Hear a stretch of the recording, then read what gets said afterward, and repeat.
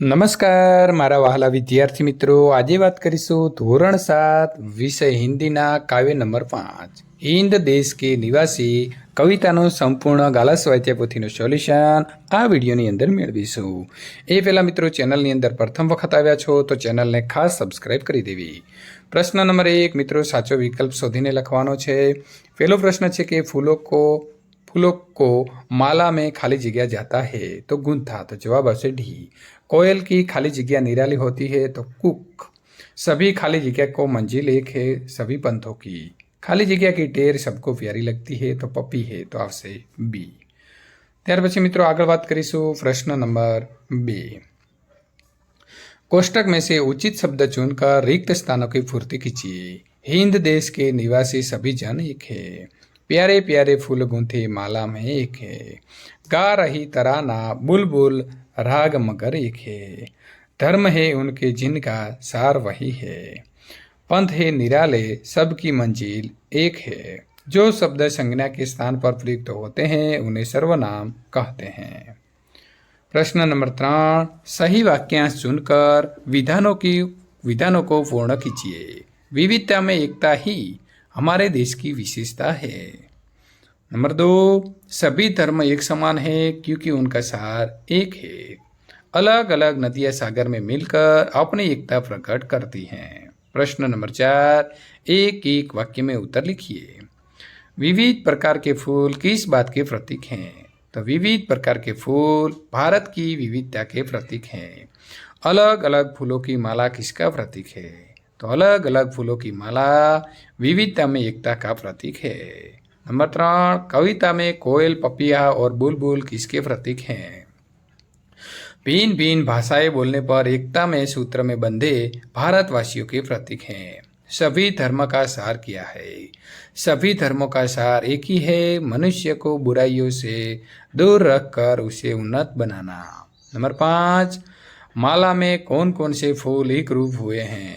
तो माला में बेला, गुलाब, जूही, चंपा, चमेली आदि तरह तरह के फूल एक रूप हुए हैं। नंबर 6, हिंद देश के निवासी कविता में किन नदियों का उल्लेख है?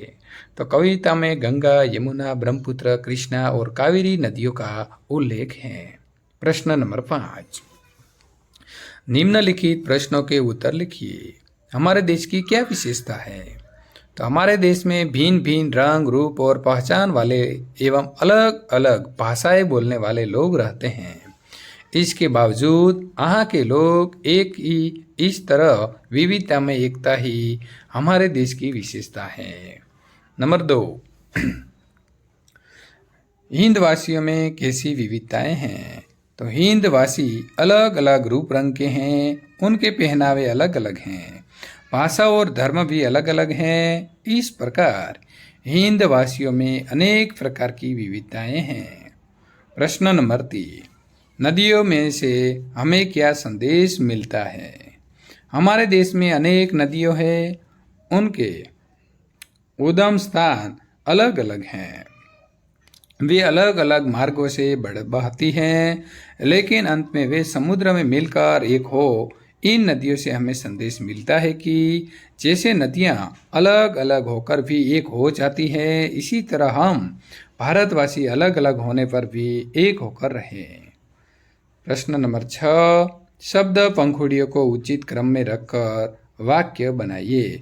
तो पहलू छे मित्रों, हम भारत देश के निवासी हैं। दूसरा, कोयल की आवाज़ मधुर होती है।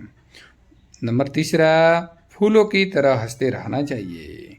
गोले में से शब्द चुनकर अर्थपूर्ण वाक्य बनाइए। पहलू से सोहन पढ़ रहा है, रिनल पढ़ रही है, रिनल खेल रही है, मेघा पढ़ रही है, मेघा खेल रही है, हरेश पढ़ रहा है, हरेश खेल रहा है। प्रश्न नंबर 7, काव्य पंक्तियों का भावार्थ समझाइए। हिंद देश के निवासी सभी जन एक है, रंग रूप वेश भाषा चाहिए अनेक है। भारत देश में रहने वाले लोगों के रूप, रंग, पहनावे और भाषाएं भले ही अलग अलग हैं, परंतु वे सब लोग एक हैं। यहाँ रहने वाले सभी लोगों की मातृभाषा भारतीय है। औरत और लड़की के स्थान पर क्रमशः आदमी और लड़का रखकर परिचित फिर से लिखिए। તો વિદ્યાર્થી મિત્રો અહીં જો ઓરત લખેલું છે એ શબ્દ એની શબ્દની જગ્યાએ આપણે લડકી લખીશું અને આદમી છે ત્યાં લડકા. एक मोटा आदमी जा रहा था.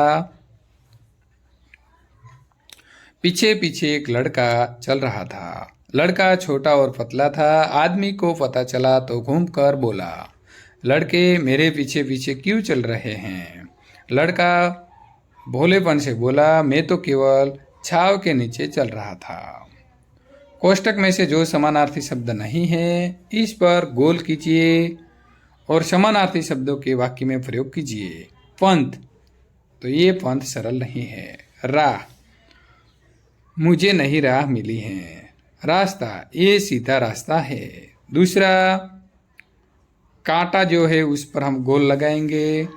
कुसुम, तो ये चमेली का कुसुम है. पुष्प, कमल के पुष्प जल में होते हैं. फूल, ये कितना प्यारा फूल है.